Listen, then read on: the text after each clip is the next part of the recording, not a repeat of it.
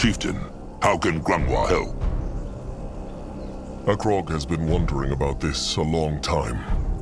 How decided Grungwa and Nurbok to form the bond of trust? That is a difficult question. Grungwa is not certain they ever truly decided it.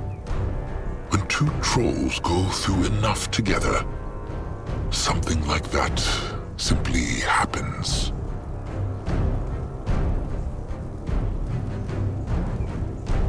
That is not quite true, is it? One must still decide to form the bond of trust. One must ask the question, and the other must agree it is true. But the kinship and the trust, that grows on its own. So Grungwa and Nurbok have been through much together. Oh, far too much. Even the greatest warrior needs the support of an elder to mend his wounds. And without Nurbok's mastery of the crush stick, he would have died many times. Nurbok was death, and Grungwa was life. And together, nothing could stand in their way.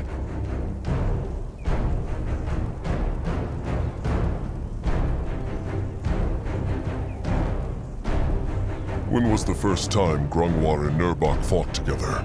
Can Grungwa remember? Oh, he can. It is hundreds of moons ago, but the images are still there, clear in Grungwa's mind. A pack of greenskins ambushed the Moonkin while they were feasting in Magwa's honor. Taken by surprise, the warriors were slow to react. But not Nurbok. His crush stick was in his hand as soon as the greenskins attacked. So the greenskins snuck past the eyes? No, they killed them. Every single one. It was a well-planned attack, and even though the old Eye Master at the time did everything right, the greenskins were simply too quick and too cunning. Akrog's sire, Narjak, was away on a hunt, and that is probably why they picked that night. Looking back, Grungwa realizes that battle might have well been the end of the Moonkin, if not for Nurbok. He fought back the first pack of the greenskins, and when they retreated, he ran after them. Alone? Alone. It was reckless and bold, but even with his strength and skill, Grungwa knew Nurbok would not survive. So he followed them, even though the kin all urged him to stay back. And they won. They killed all those greenskins by themselves. Ha! Not even Narjak could have done that. No, they killed not all of them. But Nurbok's crush stick and Grungwa's totems bought the rest of the tribe time to prepare. The other warriors joined in, and the greenskins fled. After the battle, Grungwa and Nurbok always stayed together in a fight. There was not even anything ceremonial about it. They just did, because it felt right. Alone, they were one great warrior and one powerful elder. Together, they were unstoppable. Listen to old Grungwa ramble on. That comes with age, he supposes. One prefers to dwell in the days when the hide was less thin and the tusks less brittle. Akrog understands that depending on each other in a battle can form that kind of bond. But is the trust still there after the battle? Well, certainly not for everyone. But for Grungwa and Nurbok it is true. The more time they spent with each other, the more they realized that it was not only in battle where they enhanced each other so well. Nurbok is fierce, when Grungwa is sometimes too reluctant. And Grungwa is calm, when Nurbok is sometimes too hot-headed. Come to think of it, it is not too different from Zaska and Akrog. That is true. Akrog understands. And who decided to strike the bond of trust then? Was it Grungwa? No, it was Nurbok. After the death of his sires. He lost his sires? Oh, it is another dark tale. Nurbok's sires were killed by brittlebone hunters and left to rot under the sun. Every troll is kin, but Grungwa must not tell Akrog that losing the same blood often hurts worse, no matter how honorable a troll is. For Nurbok, it was terrible, and he blamed himself. His sires had been very old by then, unable to defend themselves. and he had been out protecting some Moonkin workers. He had not even the chance to say farewell. Akrog imagines Grungwar helped him through his grief. He tried his best. Grungwar will not lie. It was not easy. Nerbach refused to talk and got angry quickly. But Grungwar just stayed and waited, ready to listen. It took a long time, but finally, Nerbach spoke. What said he? Many things, which Grungwar will keep to himself. But he remembers the two words Nerbach ended on, and he always will. Never again. Nerbach swore never to let another kin be killed by a brittlebone, and that was it. A day later, Nerbach asked Grungwar to be his trusted one. Grungwar accepted without batting an eyelid. Akrog sees. He thanks Grungwar for sharing this. Gladly. Anything to help Akrog see that Nerbach is not the mean-spirited rot-tusk Akrog thinks he is. Akrog never said he was a rot-tusk. But he thought it, and it is fine. Grungwar would probably feel the same way if he were in Akrog's hide.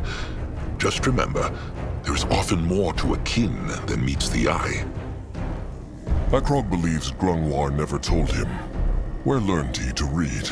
Perhaps the chieftain asked before, but Grungwar wanted not to tell. Is that right? Well, it is true. But Grungwar need not tell if he would rather not. Akrog understands. No, Akrog is chieftain now, and Grungwar feels comfortable to share this. Just understand that he might leave out certain details. It is a long and dark tale. Of course. Well then, let them get this over with. Grungwar was a slave of the Brittlebones. The Dark Elves of Shaldun, to be precise. Grungwar was a slave. That is... shocking. Disgraceful. Grungwar knows. Yet it happened.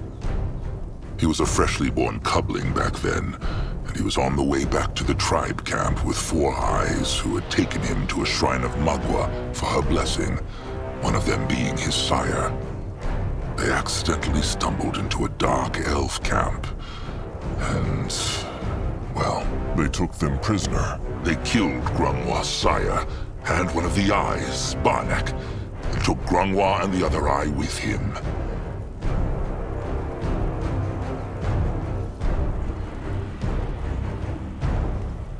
Akrog is sorry to hear that. It is fine. So, he was a slave. The other eye, Maka, was made one. And Grungwar never saw her again. Grungwar, on the other hand, was given to some Dark Elf chieftain, an Archon, as they call them. Zahar Tuwar was his name. And that Dark Elf Archon taught Grungwar how to read? Far from it, no. That Dark Elf Archon tossed Grungwar into a dungeon with a dozen other interesting specimens, and forgot about him. But that is not the point of this story. What matters is that Grungwar grew very weak in that dungeon. You will not lie, chieftain. It was a dark time. There was no ray of sunlight, and every day felt the same. Like a black swamp that went on forever. It would have probably been the end of Grungwar, if not for that one servant. A doe she was. To this day, Grungwar knows her name not. A brittlebone doe helped him. At first, she only brought him food every other day. But after a while, she came more often.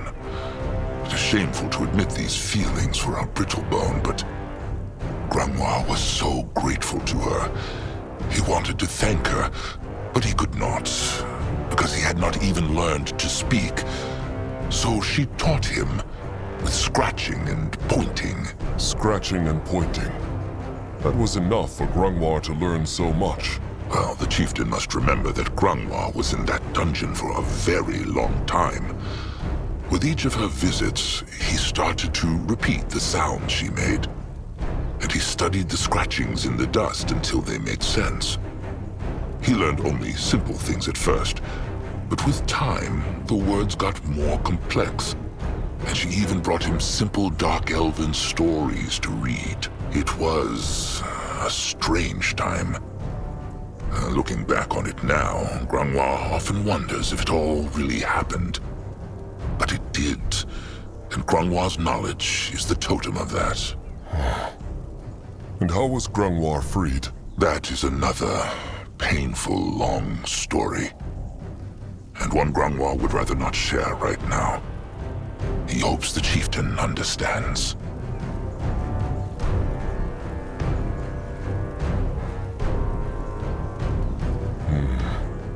And what about that kind, brittle-boned servant?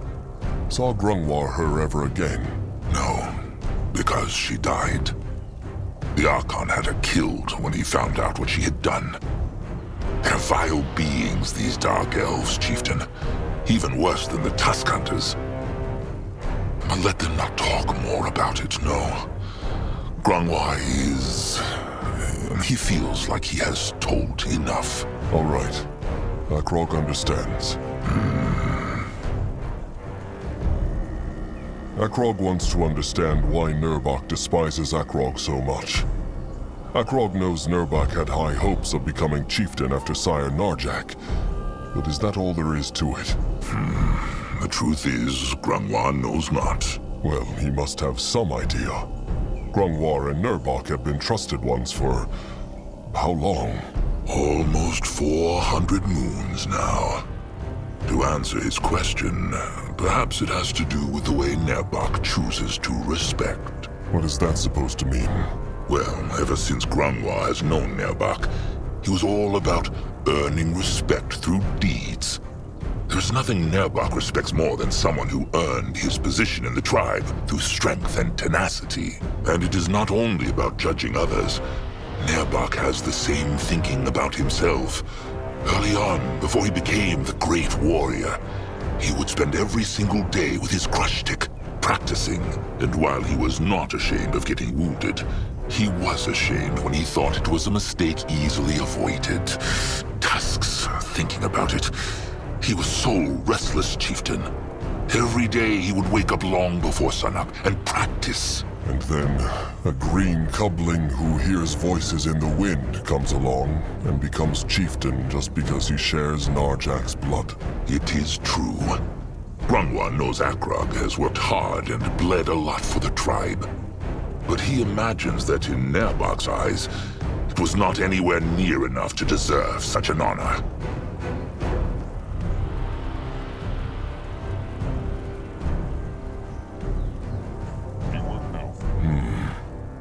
And can Granoir think of anything Akrog could do to convince Nurbak he is worthy?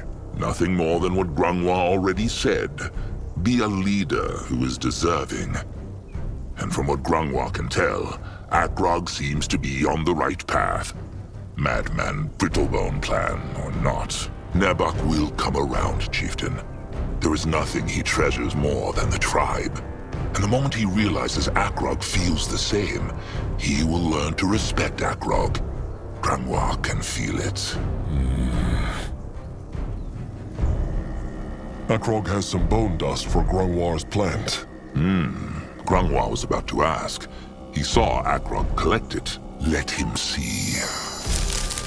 Ha! See? It works! The leaf unwilted, and its hex power grew stronger. It is true. Akrog can feel it. How can it work so fast? This is a blessed plant, Chieftain. They should find more of this, though. The more bone dust they find, the better. All right. That is it for now. Akrog must go. Of course, duty awaits.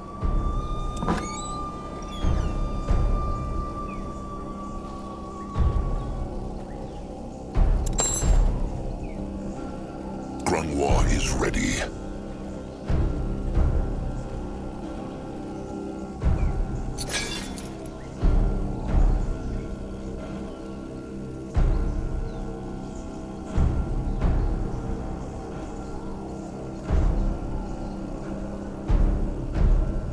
Zazka is listening.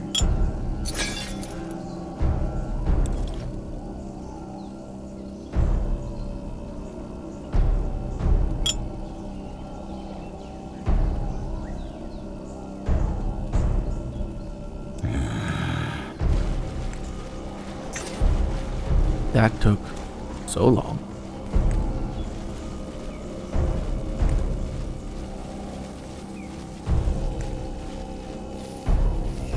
Oh, they all respawned. Rude.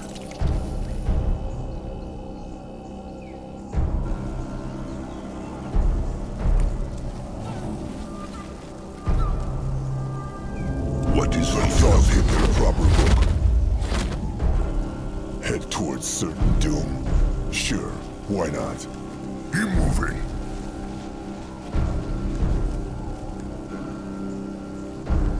Let Akrog see. Trusted one crumple, no to play songbone? Learn is more like it, trusted one Noag. Crumb still has a long way to go. Oh, but it's so nice. No act like a lot. He come listen often from now. Crumb would like that. Krazak told Crumb Akrog found another part of Zarak's cub. Is that true? It is. They will tell Crum more later. How are the wounded and the rotted faring? It was a long march up the mountain. It is good of the chieftain to ask. Not so good. Crumb meant to speak to him about this. The long march through the jungle, the attack of the Tusk Hunters, the lack of food. Things are not looking good, chieftain. They need something, or kin will start dying by the dozen. But Crumb has been thinking, and he has a plan. Life grass. The blessed herb? But it has died out. Crumb thought so too, but a while ago, he heard rumors of a tribe in the desert called the Red Meadow. Apparently they guard a shrine, not so unlike Mugwa's cradle, and life grass grows around it. Crumb sent a beak to make sure this tribe in the desert exists, and there is indeed a grove of red grass. As to what this grass is, and whether the tribe there are enemies or friends, Crumb knows not. Please, chieftain, the tribe cannot suffer more losses. Take a pack of warriors and go there. If there is life grass, it will save many lives. If not, at least the Moonkin tried. Even if there is life grass in this red meadow, what if the trolls who live there want not to share? Crumb prays to Mugwa, it comes not to that. But if it does, well, the chieftain needs to make a choice. Just let them try to peace talk first. The Moonkin have lost so many, so they should not risk losing more. There are not that many troll tribes on Urketh. Has Crum any idea who they might be? He has not. Neither does Grangwa. Making a tribe camp in the desert sounds like a strange and foolish thing for trolls to do. Grungwa speaks true. Akrog sees. Perhaps the life grass could cure the rot, too. If Crumb thought it could, he would have asked the chieftain to find the Red Meadow long ago. He will do his best, of course, but he doubts it will work. But Crumple good healer. Not good enough, trusted one. Not good enough. Life grass. Akrog has heard of it. What is it? It is a healing herb blessed by Mugwa that can cure even the deepest of wounds. Like Mugwa tears? No, less powerful and different. The hex power in Mugwa's tears cannot be used to heal because a troll's flesh is too weak to handle it. The life grass only has a little bit of Mugwa's power. That is why the Moonkin can use it. Grungwar is the best hexer of the tribe. Can he not do something for the wounded? For one or two kin, perhaps. But all of them? No. If Grungwar were that powerful, he would have cured the rot long ago. All right. Akrog will find this red meadow and see if they can get the tribe there to share their life grass. They will take Anug and a scouting pack with them, just in case there is a battle. Crumb hopes it comes not to that. He thanks the chieftain, truly. All right. Sharp tusks and thick hide. Ah, chieftain. Mugwa prays. How can Crumb help him? Akrog wonders. What thinks Crum of the plan to resurrect Zarek's cub? Thinks he it is, well, foolish? No. So he shares not Grungwar's worries? That it will simply devour the Moonkin once they free it? No. Zarak may have abandoned the trolls, but they are still his spawn, just like the cub is. This bond runs deep. But the field dog was bred to destroy. That is what they say about him. Tell Crumb. Say the brittle bones not the same thing about troll kind? That they are crude, brutal creatures who only want to crush things? They do. There he has it. So, no. Crumb believes not that the cub will show the Moonkin any love, but perhaps fairness. He believes not this creature is as evil as everyone says it is. He believes it not. Well, Akrog hopes Crumb is right. If only he could be sure. Only Magua can be sure of anything in this life. But there is no point in dwelling on it now, Chieftain. He has made his choice. So now all they can do is wait and see. That is true. Akrog has been wondering about this for a while. How is it that Crumb knows so much about plants, herbs, and animals? How can he not? A troll spends every day of his life within them. And yet most of them cannot tell the difference between life grass and a bitter shroom. True. The truth is, Crumb has always been different in that regard. Since he was a cub, he has felt like the plants and beasts are talking to him. So, Crumb can talk to plants and animals? Not talk like Crumb and the Chieftain are talking right now, but in a way, he can. In the end, Crumb believes it comes down to choosing to listen. One can choose to see just green leaves and fur, or one can choose to see the living being behind it. Crumb decided to do the latter, and that is how he learned.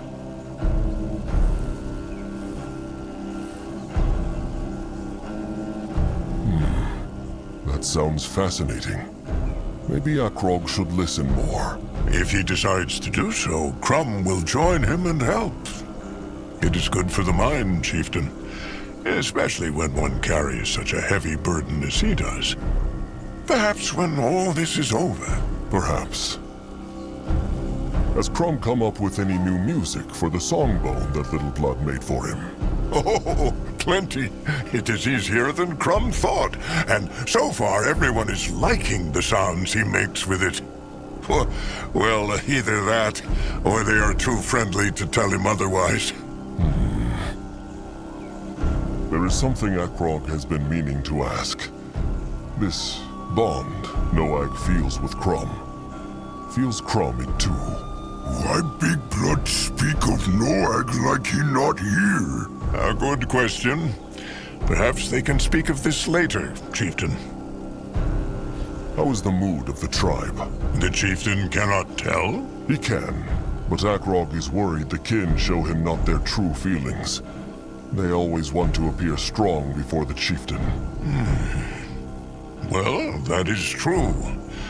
However, Crumb thinks that as long as the kin still have the strength to show a strong face to the Chieftain, it means that they have not given up.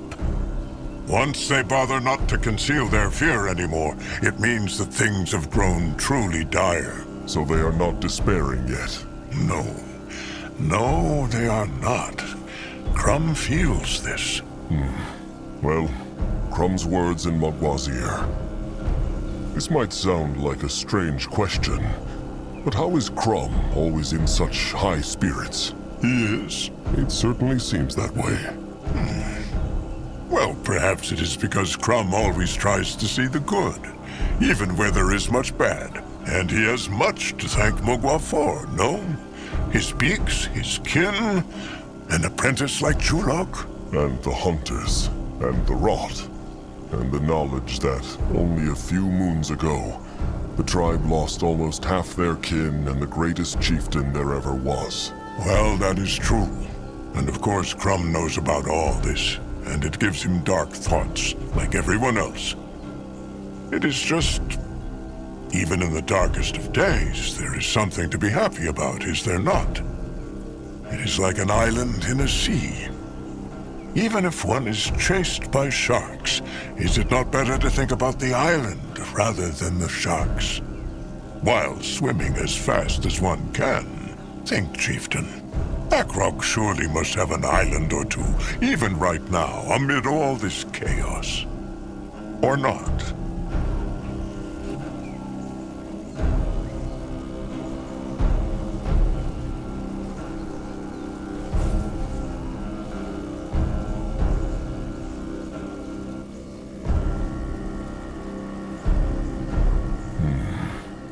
Well, there is the bravery of the tribe, Akrog supposes. They have been through so much, but they refuse to give up. Spoken like a true chieftain. Well, that sounds like a good island for a start, no? And whenever the dark thoughts get too strong, he should think of it, rather than the gloom. Well, Akrog will see. He thanks Crom for his words. Of course.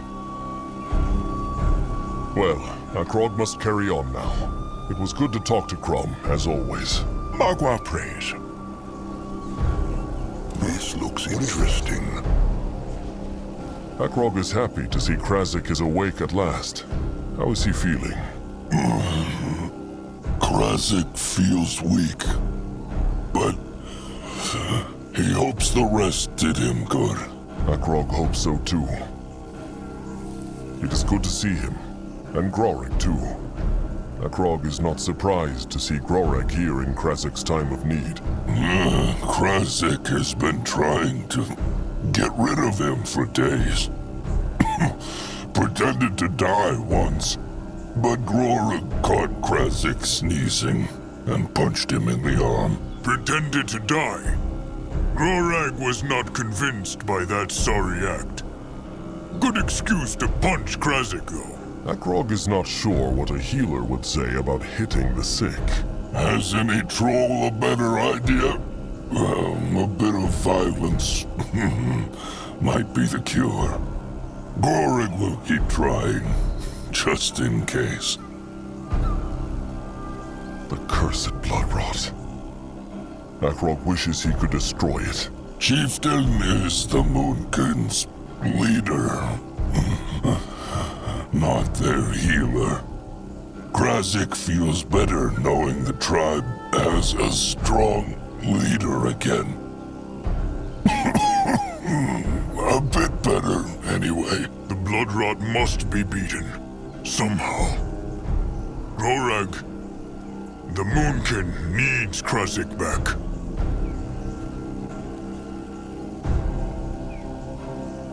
Akrog will do what he can to find a remedy. Akrog will not stand by and watch the Moonkin be destroyed. If the chieftain could find it soon, that would be very nice. Typical Krazik. Brave in battle and brave in sickness. Is Krazik in a lot of pain? Krazik has been through worse, chieftain. That is not what he said to Grorag this morning. Krazik needs not pretend, chieftain. He has been moaning and groaning for so long that Grorag told him to hurry up and get better or die, so Grorag's ears can have some peace. Grorig always knows what Krazik needs to hear. But it was the same when Grorig nearly lost an arm, thanks to a pesky greenskin. He went on and on and on about it. And Krazik knew how to cheer Grorag up. Gave Grorag the greenskin's head on a pike. Grorag would kill the blood rot if he could. So would Akrog. And maybe he can, if Magua is willing. How long has Krazik been afflicted? Krazik remembers not. Grorag remembers. It is almost a moon since this old fool started to weaken. And this grumpy foul tusk has been at Krazik's side ever since.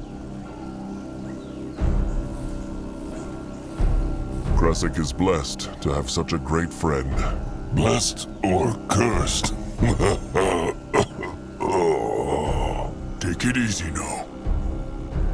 Save his strength for getting well, and for being a thorn in Korag's side.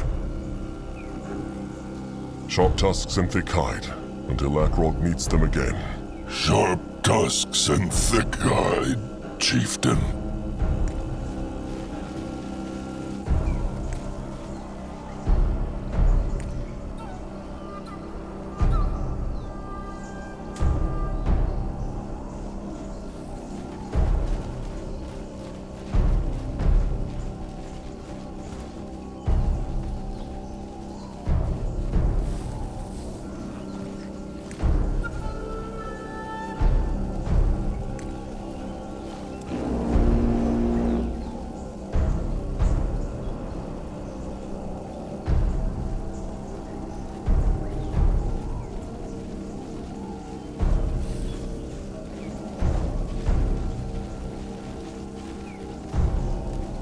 Already. Got to ask the chieftain first. Nurbok knows. He was just letting him know that they have options. Ah, well, speaking of Zarak.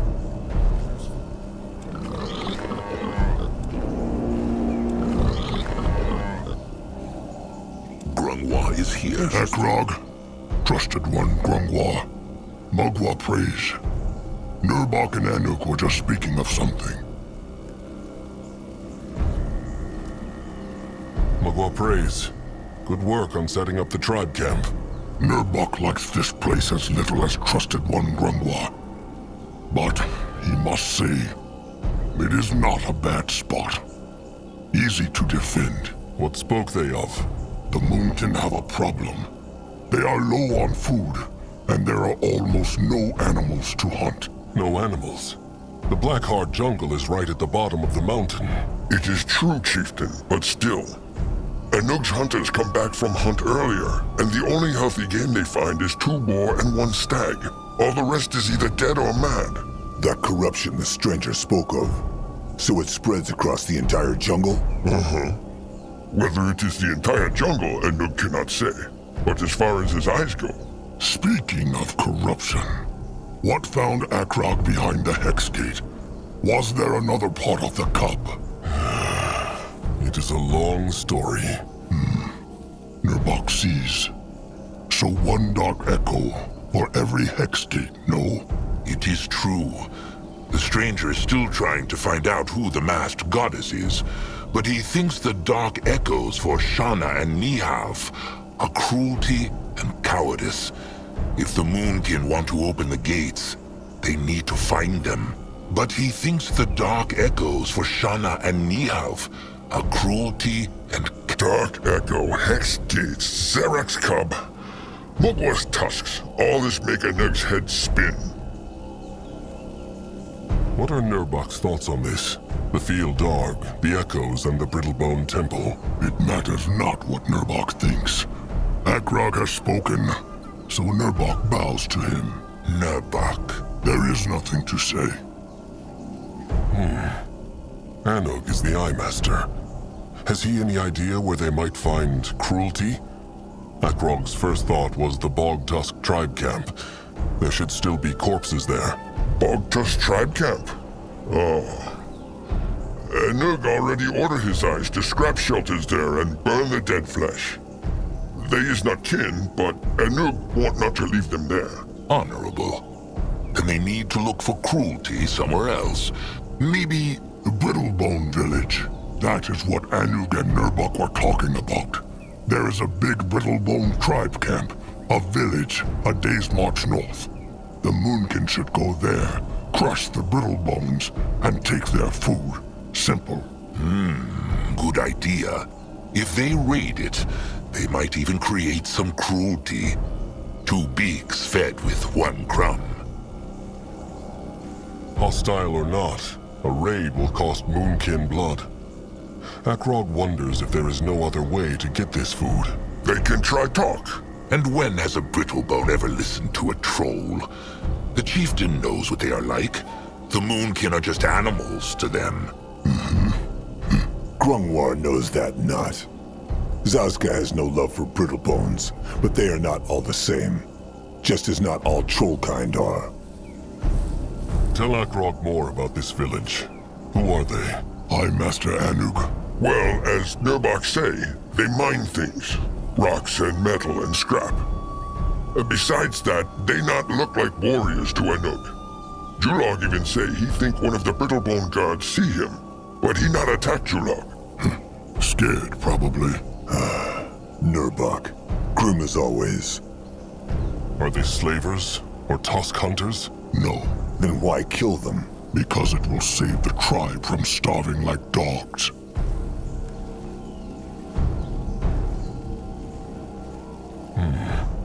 No. The Moonkin will try to peace talk first. Is Akrog so afraid? Only cautious. The Moonkin have lost over half their warriors over this rotten last moon. And Akrog will not risk any more lives than he must.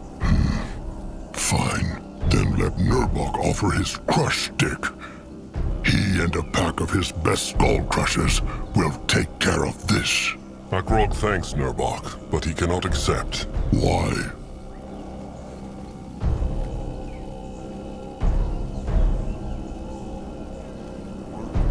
Because Akrog is the only one who can sense the dark echoes. He must be there. He, Grungwar, Zazka, and Littleblood will travel to the Brittlebone camp and find food. If too many warriors go, the Brittlebones will see them from a distance. Akrog has spoken. Fine. Do what he must. Nurbok. Charming as a fist of beak shit on a sleeping fur. Has I Master Anug any other ideas about this other dark echo? Cowardice. No, not right now. But he think. Oh, and before the chieftain march, he must talk to Shepherd Crumb and Master Scrapper Zeramak. It is about the wounded and the Moonkin weapons. All right. Akrog has spoken to Crom already, but he will speak to Zeramak too. For now, the gathering is over. Can Zazka help? How are the Moonkin's food supplies looking? Too low. Not because they is bad at look, but because there is no food to find. Yes. That is what Akrog had heard. Have they searched the whole area? They look everywhere. It is long time since eyes find more than one animal at a time. And the beasts is all thin and sickly or wild like demons. The tribe cannot go on for long without the food that I Master Anug's trolls provide. Akrog wishes them luck with finding as much as they can. Luck is nice, chieftain, but it not help much. Anug is right. Akrog hopes the tribe will soon be able to find a new home with as many creatures as they can hunt. He is trying to make that happen. Then it is Anug who wish luck to the chieftain. And he also send out an eye or two to see what they can find. Can Akrog help the eyes in any way? Can he use one of those hexes to make more trolls? Anug can never have enough eyes, and there is so few of them now, and so many enemies. Akrog wishes it were that easy. Well, then there is nothing Anug can think of right now. Akrog just realized he never asked. How ended Anug up as the Eye Master of the Moonkin? How he end up as the Eye Master? Probably just because he is the oldest eye that still live. It's a dangerous role, is it not? It is, but Anug won't have no other role. It's a great honor to be the eyes of the tribe, probably one of the greatest. Sounds like Anug is enjoying it then. Enjoy is not the right word, but Anug no, not a better one.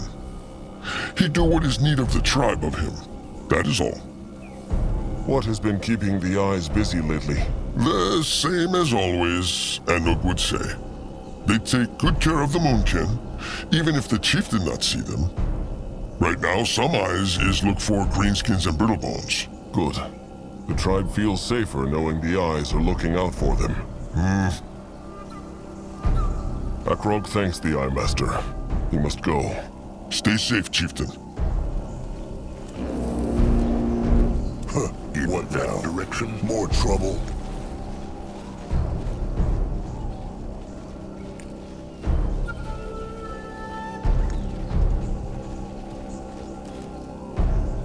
Zaska has been thinking. Akrog should really put Nurbok in his place. It is clear that he respects him not as a chieftain. The fool scolds, the wise troll acts. It is true, Nurbok has been acting strangely. But if Akrog just uses the chieftain's word, it will not change him. What?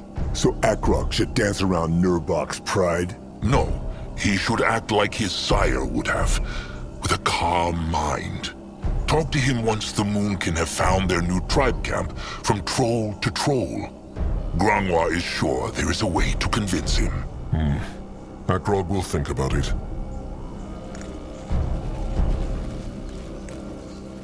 Let Zaska get a Akrog is glad to see Ugruk made it here safely. It true. Ugruk here. Ugruk help chieftain? Need some work done? Ugruk can relax. Akrog just wants to talk to him. Where are the others? Akrog has barely seen them since the Moonkin came here. Not many workers left now. So many taken by brittle bones.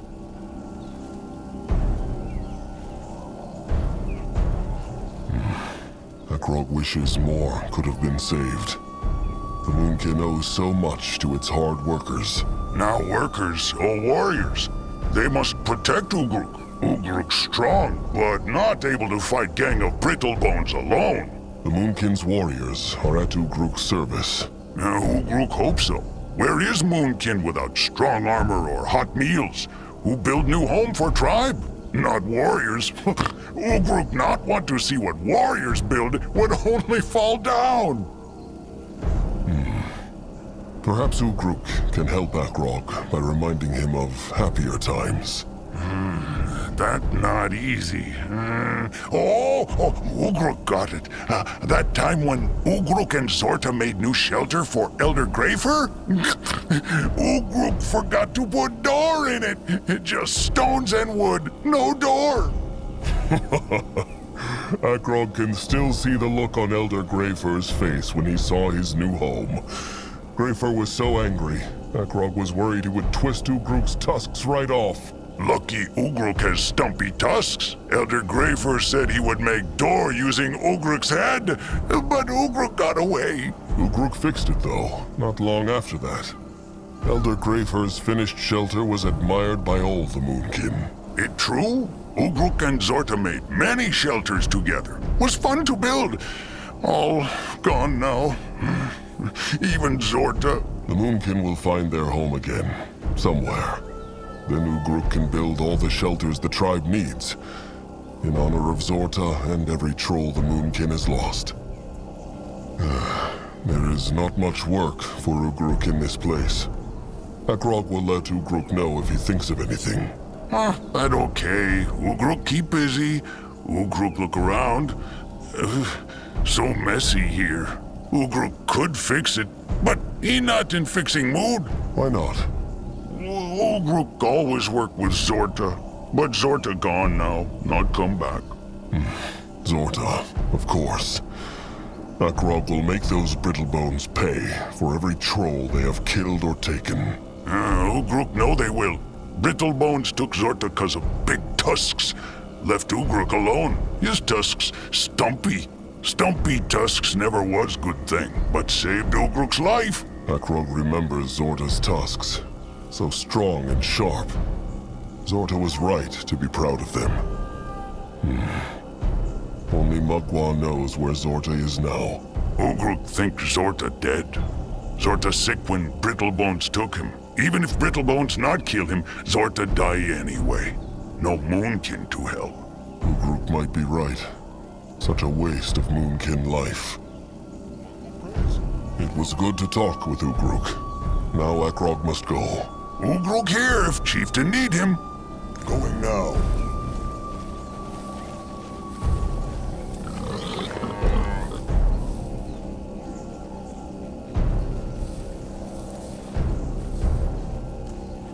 Ready for action.